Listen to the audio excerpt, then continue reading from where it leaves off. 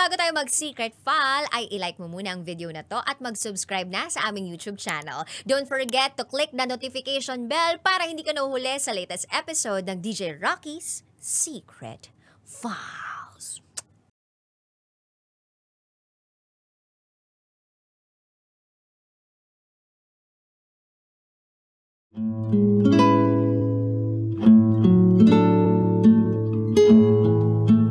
And now, it's time for DJ Rocky's Secret Files.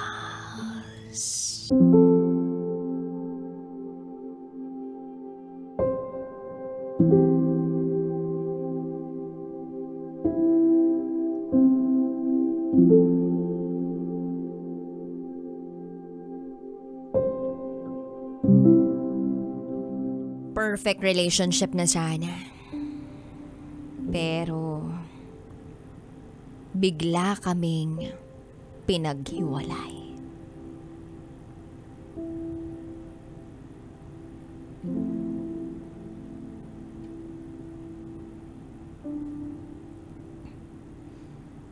Hi DJ Rocky. Gusto ko lang sanang i-share ang kwento namin ng fiancé ko. Sana ay kapulutan ito ng aral ng mga nakikinig sa programa mo. Itago mo ako sa pangalang Blanca. At ito, ang aming secret file.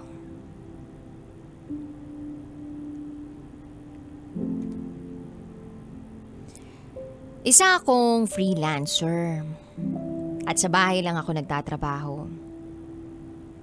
Sabi ng iba, chinita raw ako. Maputi. 5'3" ang height. Maikli lang ang pangangatawan. Mahaba ang paa dahil hanggang bewang ang crop top ko. Nakasalamin din ako simula pa noong grade school. Paminsan-minsan ay nagsusuot naman ng contact lens. Graduate ako ng isang 5-year course. At pinili kong magtrabaho sa bahay dahil hindi ako komportable sa pakikihalubilo sa ibang tao. Sobrang introvert kasi ako. Nipagsagot sa tawag ng nagde-deliver ng parcel, hindi ko magawa. Kaya tinetext ko na lang talaga sila. At tuwing may bisita sa bahay, mas gusto ko na lang magstay sa kwarto. Masaya ako sa tahimik na paligid. Kayang-kaya kong kumain sa labas ng mag-isa. At nang hindi nakikipag-usap sa ibang tao. Kahit pa siguro kaming dalawa lang ang tao sa mundo. Kayang-kaya kong hindi makihulubilo. Oo, DJ Rocky. May tao po talagang katulad ko.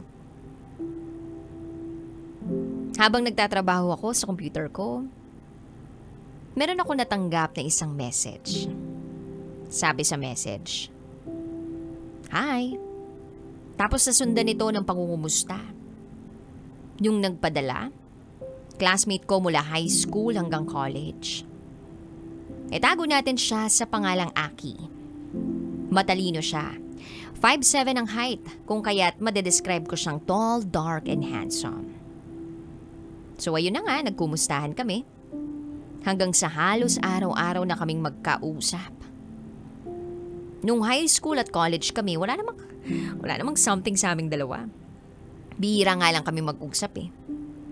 Pero itong usapan namin ngayon parang iba.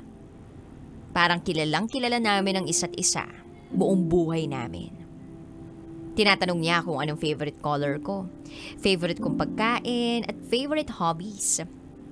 Tapos napapansin namin na ang dami pala naming similarities. Pareho pala kaming introvert. Hanggang sa mas lumalim na ang mga usapan namin. Nagsasabihan na kami ng mga problema. Through chat nga lang kasi malayo siya. Sa ibang bansa kasi siya nagtatrabaho. And nandun na siya mula nung nakagraduate kami. 5 years na rin siyang hindi umuuwi dahil sa pandemya. At dahil wala naman daw siyang uuwian dito sa Pilipinas. Kaya ganun lang. Tuloy-tuloy lang ang pag-uusap namin. Mga biruan at asaran. Hanggang sa pinapirma ko siya sa isang kontratang nagsasaad na hanggang best friends lang kami. Pumayag naman siya. So ayun, nagkapirmahan kami. Bakit ko nga ba siya pinilit pumirma, DJ Rocky? Actually, may 2 anak na ako. Feeling ko kasi hindi niya deserve ang tulad ko. Kasi single siya, walang anak. Kumbaga binatang binata. Kaya nilagyan ko na talaga ng linya. Feeling ko ang deserve niya yung mga kagaya niya ring single. At ako naman, okay lang naman ako sa buhay ko. Masaya ako maging nanay sa 2 cute na babies ko. So ayun, kaso nga lang, habang tumatagal, may mga moment na sinasabi niyang mahal niya ako. Mahal ko rin naman siya. Etong pagre-reply ko ba naman sa mga message niya araw-araw at minuminuto, ewan ko na lang kung hindi pa ito sign na mahal ko rin talaga siya. Halos 24/7 kami magkausap. Kahit hindi tugma yung time zones namin, ina-update namin ang isa't isa sa mga ginagawa namin. Kilala na rin siya ng kids ko, na ikinatuwa naman niya. Hanggang sa dumating yung time na may isa akong kaibigan at napag-alaman kong nag-break na sila ng boyfriend niya. Ang ginawa ko, nireto ko kay Aki. Sabi naman niya, ayoko. Kapag hindi ko type, hindi ko talaga gusto. Pinapaliwanag niya na may type daw kasi yung mga lalaki. Kaya minsan, magkakahawig yung jowa ng iba. Basta, ang dami kong natutunan sa kanya. Tapos nagsabi siya sa akin, ikaw yung crush ko, di ba? High school pa lang tayo, ikaw na talaga. Tapos, kinukwento niya na parang nag-slow motion daw yung mundo niya nung makita niyang pumasok ako sa classroom nung unang araw ng pasukan nung high school. Late daw ako, tandang-tanda niya pa raw ang suot ko. Tapos, kinukwento niya kung ano yung mga pinaggagawa ko sa mga subject namin. Kung paano yung tindig ko pag nakaupo ako sa klase at nagsusulat. Ayun, nagkukwentuhan lang kami ng mga kalokohan. At alam mo ba, DJ Rocky, may isa kaming classmate na hindi yata aware na nag-uusap kami ni Aki. Nagreto ba naman kay Aki? Tapos, may mga iba pang babaeng nagchat-chat sa kanya. Pinapakita at sinasabi naman sa akin ni Aki lahat ng chats nila sa kanya. Tapos, tinatanong niya pa ako kung nagsiselos daw ba ako. Ngumingiti lang ako sa kanya. Pinararamdam ko na lang na hindi ako nagsiselos. Inassure niya naman ako na ayaw niya sa kanila. Huwag raw ako mag-alala. Hanggang sa nakita kong tuluyan na siyang umiwas sa pag-chat sa ibang babae. Kahit na sinasabi kong okay lang naman yun kasi hindi naman kami. Walang kami. Then DJ Rocky, dumating yung time na nakita ni Aki na sobra akong nagseselos. Yun daw yung time na napatunayan niyang mahal na mahal ko siya. Hindi ko kasi siya sinasagot pag sinasabihan niya ako ng I love you. Ang sagot ko lang parati sa kanya ay, sigurado ka ba? Kaya doon na siya nakapag-isip kung ilalaban niya ba ang relasyon namin. Hindi rin daw niya kayang nakikita akong umiiyak o nasasaktan. Worth it naman lahat kasi naging masaya kami magmula nang magkaroon na ng label ang relasyon namin. Siya pa ang unang nag-introduce sa akin sa mga kakilala niya. Na girlfriend niya ako. At sabi pa niya, proud na proud siya sa akin. Basta ramdam namin yung malalim na koneksyon namin sa isa't isa. Tinatanong ko nga siya kung sigurado ba siya sa akin eh. At ang isasagot niya sa akin, wala naman daw siyang pakialam sa ibang tao. Dahil una sa lahat, hindi naman sila yung nagpapakain sa kanya. Pangalawa, hindi naman daw nila alam yung tungkol sa namamagitan sa aming dalawa at kung ano yung tingin at pagkakakilala niya sa akin. So nagbigay siya ng mga examples at nag-explain. Humanga ako sa lawak ng pangunawa at pananaw niya. Nag-a-assure talaga siya. Pero binigyan ko pa rin siya ng oras para makapag-isip. Kasi ang tanong, paano niya kaya sasabihin sa pamilya niya? Matatanggap kaya nila ako? So eto na. Sabi niya sa akin, sinabi ko kay nanay na may anak ka na. Dati kasi napapansin na raw siya ng family niya na palaging may kausap. Dahil sa tuwing tatawag sila, ibang sagot sa kabilang linya. Ang sabi, the person is in another call. Kaya nag-open up na rin siya sa nanay niya tungkol sa namamagitan sa amin. Yun nga lang ang sabi niya, ayaw ni nanay. In-explain niya sa akin yung mabigat na dahilan. At kitang-kita ko yung lungkot sa mga mata niya. Nasaktan ako. Pero sabi ko, naiintindihan ko na hanggang magkaibigan lang talaga kami. Pinaalala ko pa nga yung kontrata namin para medyo gumaan-gaan yung sitwasyon. Mula noon, tuloy-tuloy kaming nag-uusap. Walang nagbago. Nagagawa pa rin namin manood ng KMJS at makinig ng music. Tinuruan niya akong maglaro ng computer games.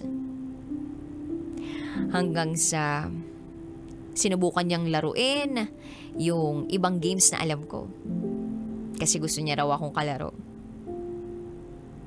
Tapos, doon, may isang girl na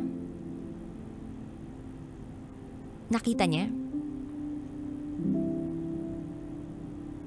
Nagpaparinig yung girl na lagi raw siyang iniiwan nito.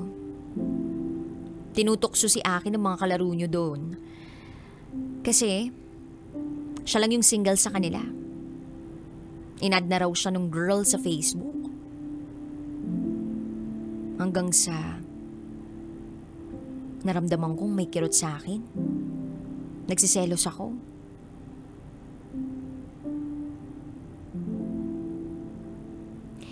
Hindi naman si Aki yung tipong kapag may nakikilalang babae, go lang ng go. Kaya nga iisa lang yung ex niya tapos long term pa. Pero iba yung pakiramdam ko dun sa girl na yun.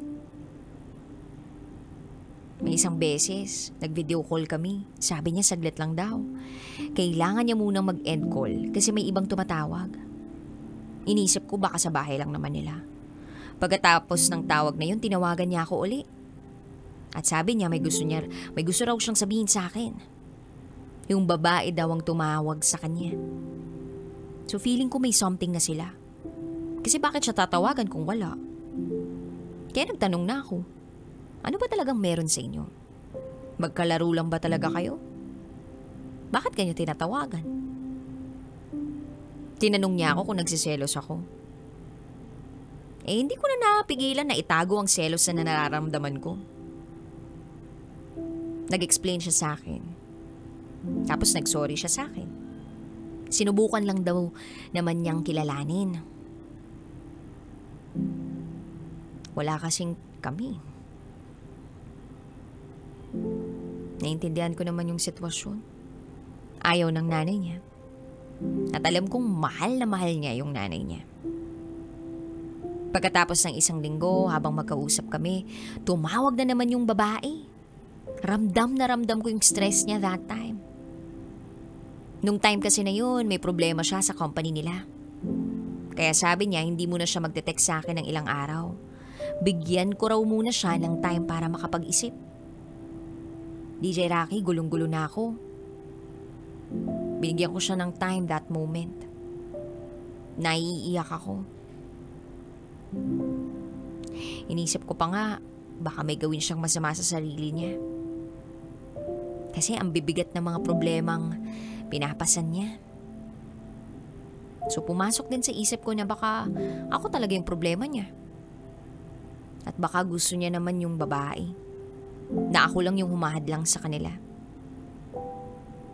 Kaya ang ginawa ko, nagsulat ako ng isang mahabang liham para sa kanya after 3 days. Doon sa sulat na yun, parang nilelet go ko na siya. Na nagpapasalamat ako sa kanya sa oras na ibinuhos niya para sa akin.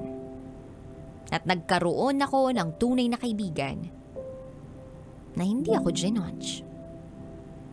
Nung time na yon, pasuko na talaga ako. Tanggap ko na eh. Kasi, ano bang laban ko? Naisip ko, Hanggang dito na lang siguro yung pagkakaibigan namin. Pero sa kabilang banda, naisip ko rin, wala na bang pag-asang magkatuluyan pa kami in the future? Ang daming umiikot sa utak ko nung time na yon. Pero makalipas ang ilang oras, naging mas malinaw na sa akin ang lahat-lahat. Nag-chat si Aki. Nag-decide siyang pakikilala niya ako sa mga magulang niya para makilala rin nila ako kung sino ako. Napag-usapan din namin yung babae. Sabi niya, hindi naman daw talaga niya gusto yun. Tumatawag na naman daw. Nadala lang daw siya ng sitwasyon. Ayaw naman niya dun sa ganong klaseng babae. Ako raw ang gusto niya. Kaya nga mula pa nung high school, ultimate crush niya na ako. Mahinahon naman siyang nagpaliwanag. Pagkatapos nun, ay nawalan na ng bisa yung kontrata naming dalawa. Namili na rin siya ng tawagan o term of endearment namin. Nag-iisip nga rin siya kung anong theme song namin. At ramdam ko na super sweet siya. Kinukumusta niya rin ang mga anak ko. Nakikita ko na hindi lang ako yung nililigawan niya. Pati na rin yung mga bata kahit na nasa malayong lugar siya. Kinakantahan na rin niya ako araw-araw. Kung dati once a week lang siya mag-gitara, simula nang maging kami, araw-araw na. Sumasayaw pa nga minsan na para bang nagko-concert mag-isa sa apartment niya. Ang love language niya sa akin, acts of service, words of affirmation, gifts, at quality time. Feeling ko na ibabalik ko rin naman sa kanya yung efforts niya. Sinusulatan ko rin siya ng mga tula. Tapos, nagpa-customize din ako ng miniature namin na superhero yung katawan. Tapos yung mukha namin yung nasa ulo. DJ Rocky, all along, akala ko nilubayan na siya nung girl sa pagchat-chat sa kanya. Hindi pa pala. Nagchat pa rin paminsan-minsan. Pero hindi na nire-replyan ni Aki. May isang beses na wrong send siya dun sa girl. At yung message na yun ay intended para talaga sa akin. Kaya napilitan siyang replyan yung girl. Habang magkausap kami, ramdam ko yung stress niya. Kaya, ang nangyari, umiiwas na siyang makipaglaro. Alam niya na type siya nung girl. Pinapakita niya naman sa akin lahat ng convo nila. Kaya sabi ko sa kanya, sige, ipaalam mo na sa kanyang nag-i-exist ako. Na girlfriend mo ko para tumigil na yung babae na mag-chat pa uli. Low-key lang naman kami. Gusto kasi namin na family lang muna namin yun makaalam tungkol sa relasyon namin bago yung friends namin. Gusto din namin ang tahimik na buhay dahil ang importante masaya kami. Masyadong komplikado ang sitwasyon. Ayokong mahusgahan siya ng dahil sa akin. Ayoko ring may maririnig siyang mga salita mula sa ibang tao na ikakasama ng loob niya. Dumating din sa puntong DJ Rocky na napapansin niya kapag pinagbibigyan niyang maglaro kasama yung classmates namin ay biglang sumasali sa girl. Si girl. Tapos sinatanong niya ako kung okay lang ba ako. Ayun. Ang ginawa niya, binigay niya sa akin yung password na account niya. Pero hindi ko naman ino-open kasi may tiwala ako sa kanya. Hanggang sa tuluyan niya ng binlock yung girl. Unti-unti na rin nalaman ng mga kaibigan namin ang relasyon namin. Nakakasali na ako sa online games nila. Bukod pa riyan, na-experience ko na rin ang lumabas kasama ang family niya at ang mga anak ko. Hindi pa siya nakakarating uli sa Pilipinas. Nangyari na magkasama kami ng pamilya niya. Habang kasama ko sila, ramdam ko kung gaano kabait ang family niya. Ramdam ko rin na tanggap na ako ng nanay niya. Nung una medyo nag-alangan pa ako. Kasi nga, ayokong may ibang makaalam. Dati, iniisip ko kasi yung mga sasabihin sa akin. Iniisip ko yung sasabihin nila sa kanya. Na nagkagusto sa isang babae, may anak na kagaya ko. Kapag may naririnig si Aki na hindi maganda tungkol sa akin, kahit papabiro, hindi siya sumasang-ayon. Sasabihin niya, hindi natin sila kailangan sa buhay natin. Iwasan na lang natin sila. Kahit wala lang sa akin, siya talaga yung nasasaktan. Siya yung pumoprotekta sa amin ng mga bata. Then dumating na yung time na umuwi na siya dito sa Pilipinas. Sinundo ko siya sa airport. Balak naming i-surprise prank sila. Yes, DJ Rocky. Hindi alam ng pamilya niya. Kaya't nagstay muna siya sa isang resort. Hinatid ko siya ron habang pinaplano yung prank namin. Kinabukasan, isinama ko yung mga bata sa kanya para makilala niya ng personal. Tuwang-tuwa sila. Naglaro pa sila ng mga games tulad ng Jenga. Nag-swimming. Tapos tatay na ang tawag nila kay Aki. Matapos ang 3 araw, naisip na naming ipaalam sa pamilya niya na nakauwi na siya dito sa Pilipinas. Nauna ako at ang mga bata dun sa bahay para ma-set up ang camera. May online shop kasi ako. Kaya may mga courier ako. And yung courier na yun, nangangailangan ng supot. So gumawa kami ng waybill. Tapos, nagpanggap siyang delivery man. At ayun na, nagtagumpay ang surprise prank namin sa family niya. Simula nung umuwi siya, palagi na kami magkasama. Ang saya-saya ng lahat. Ramdam namin parehas yung saya namin nung LDR pa lang kami at mas masaya na magkasama na kami. Tinanggap siya ng pamilya ko with open arms. Wala kami naging problema. At masasabi kong perfect ang relationship namin kahit na nagkaroon kami ng problema nung una. Hindi lang kami basta magjowa, pamilya kami. Lalo na kapag kasama namin ang mga bata. Kitang-kita ko sa mga mata niya yung saya habang inaalagaan yung mga bata. Tinutulungan niya ako sa mga bagay, sa mga sitwasyon. Napaka-supportive niya sa lahat ng okasyon. Sa mga events sa school ng mga bata, andun siya laging present. Alam niya kapag malungkot ako, alam niya rin kung ano yung mga nakakapagpasaya sa akin. Humanga ako sa kung paano niya ako tratuhin at asikasuhin. Pero mas lalo niya ako napahanga sa kung paano siya sa mga bata. Madalas nga mas pinakikinggan pa siya ng mga bata kaysa sa akin. Kapag nag-a-attitude yung isa man sa kanila, pinapaalala lang niya na dapat palagi kaming masaya. Feeling namin iisa lang kami. Yung magtinginan lang kami, nagkakaintindihan na agad kami. Tapos ang napili naming song yung I Knew I Loved You. Yun na yung theme song namin. October 2023, nagplano na kaming magpakasal. Nitong January 2024, nagulat ako nang mag-propose siya sa akin. Di ko in-expect na may proposal pala siya. Kahit nasa planning stage na kami. Akala ko yung isusuot kong singsing ay yung wedding ring na kaagad.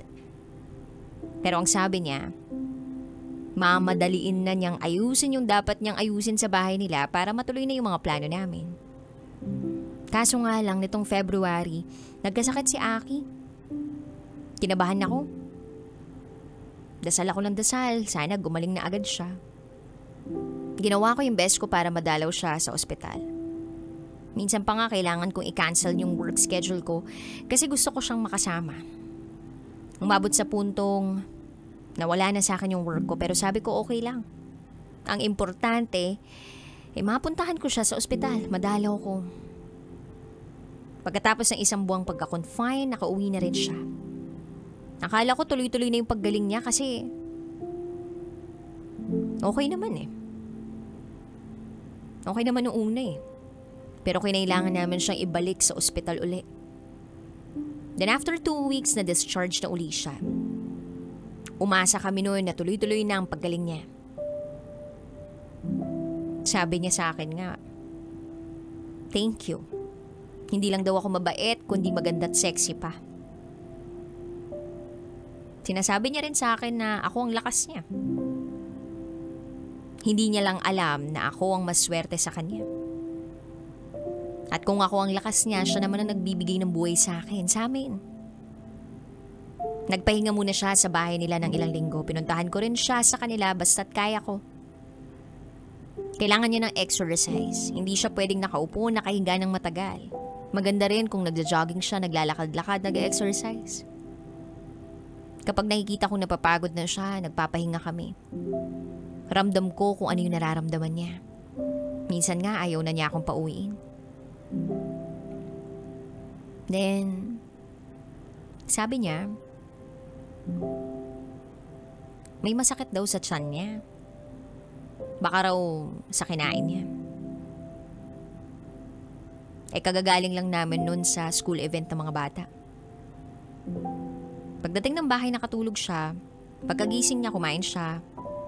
Naiga lang kami nanood. Then, kinabukasan, dinalaw namin siya ng mga bata sa bahay nila para i-check kung okay lang siya. Pinipilit pa niya nga kaming ihatid pag-uwi. Tumatawa pa siya galing sa bahay. Dahil bakit daw ang lakas ng ulan sa amin, pero pagdating sa kanila tuyong-tuyo kami. The next day, sumama yung pakiramdam niya. Madaling araw tinawagan niya ako, sabi niya may masamang panaginip daw siya. Ipagdasal daw namin na wag mangyari. Ayaw niyang ibaba yung tawag. At ilang beses niyang binanggit yung mga salitang salamat. Salamat, Blanca. Mahal na mahal ko kayong tatlo ng mga bata. Love you at lagi kitang iniisip. Pagkagaling ko sa kanila para dalawin siya, nagtataka ako kung bakit di siya sumasagot sa mga tawag ko. Tinawagan ko siya ng paulit-ulit. Hanggang sa yung kuya na niya yung sumagot sa tawag ko. Nag-video call kami, nakita ko si Aking. Iba na yung itsura niya. Hindi ako masyadong makapag-focus. Hanggang sa sinabi nilang isusugod na nila sa ospital si Aki. Sinubukan kong pumunta. Pagdating ko sa ospital, hindi ko na siya inabutan ng buhay. Wala na si Aki. Wala na yung taong nagbibigay buhay sa akin, sa amin. Sabi ko sa sarili ko, sana hindi na lang ako umuwi nung pinuntahan ko siya. Sana sa tuwing ayaw niya ako pauwiin, hindi na lang ako umuwi. Kaya naman, babe, bakit ganoon? Bakit mukhang ako na lang yung lalagpas ang edad sa kalendaryo kapag nag-birthday ako? Kulang na kulang ang oras kapag kasama kita. Ang aga-aga naman. Kaya ba lagi mong sinasabi na dapat laging masaya lang, na kahit saan ako magpunta, isipin ko magkasama lang tayo palagi? Kaya ba sobrang sinusulit natin yung moments na magkasama tayo dahil ganito palang mangyayari? Kaya ba feeling natin halos perfect ang relasyon natin na walang makapaghihiwalay sa atin dahil oras ang kalaban natin?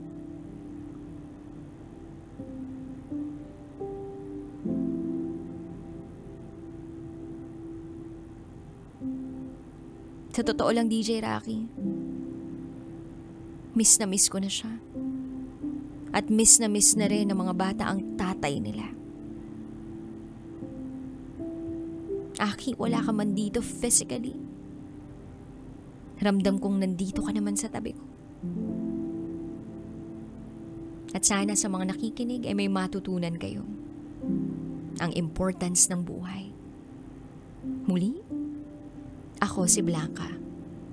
At ito ang aking secret file.